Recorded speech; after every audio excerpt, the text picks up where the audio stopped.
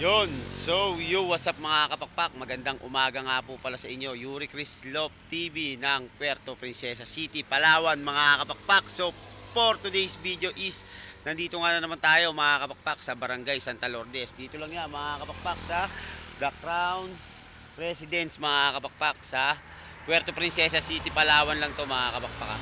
So, mga 3 to 4 kilometer lang ata to from this slope mga kapakpak. So, kaya nga tayo nandito mga kapakpak dahil nga doon sa malapalasyong bahay na yan. Nandiyan, oh. Hindi lang masyadong makita mga kapakpak, na cover pa yan. Oh. So dito nga ang bagong marking point natin. So magbibitaw tayo ng padalawa-dalawa mga kapakpak. So tara, ano pang inaantay natin? Huwag na natin patagalin. Let's go. So ito na mga kapakpak, bitawan na natin. Huwag na natin patagalin.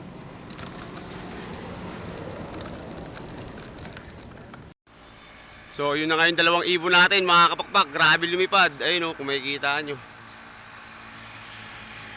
Taas. So sige, update na lang ulit tayo sa susunod na bibitawan natin.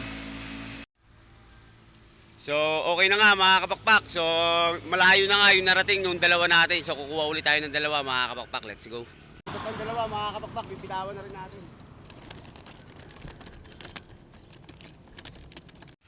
Yun naman yung dalawa mga kapakpak. Grabe kataas rin mga kapakpak eh, no? Hindi makita. Makikita nyo, palapit dito. Ayun, no? Taas.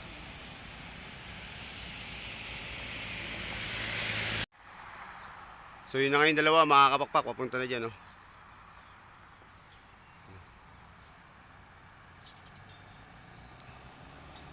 So what's up mga kapakpak, bali ito na ulit yung kasunod na bibitawan natin.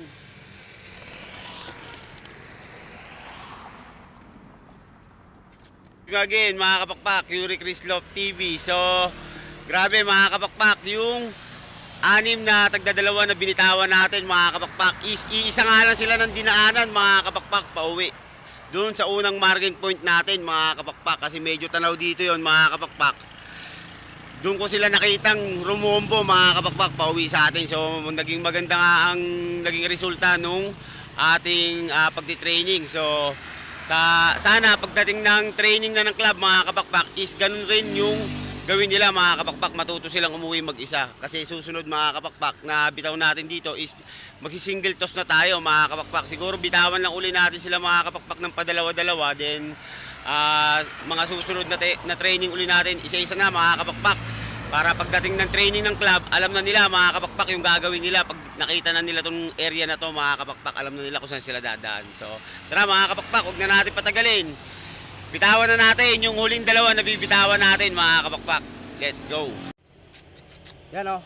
So itong dalawa na to mga kapakpak, yung huling bibitawan natin. Ito yung nilaro natin ng nilapakan nung nakaraan, yung si Sayang mga kapakpak.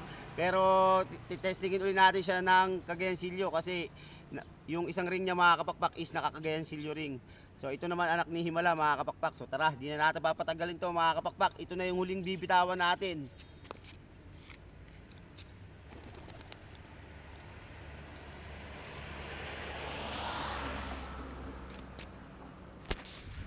Okay na mga kapakpak. So titignan na natin mga kapakpak kung doon rin ang rombo nila. Saan nirombuhan ng mga kapatid nila mga kapakpak. Let's go.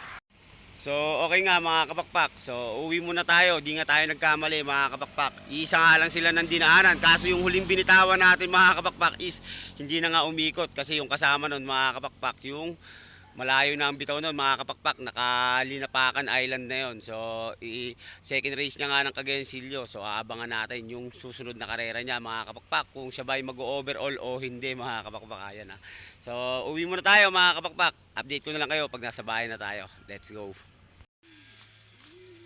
Yon, so andito na nga tayo mga kapakpak. Ayan na, nakauwi na tayo. So ayan na yung mga ibon natin, nag-aantay na. Mga gusto na pumasok mga kapakpak. So tara na, papasukin na muna natin mga kapakpak. Let's go. So ito nga yung pasukan nila mga kapakpak. Ayan na. Yan, bubuksan natin na. Hindi natin tawagin yan, talagang mga magsisipasok na yan. Pasok! Dali!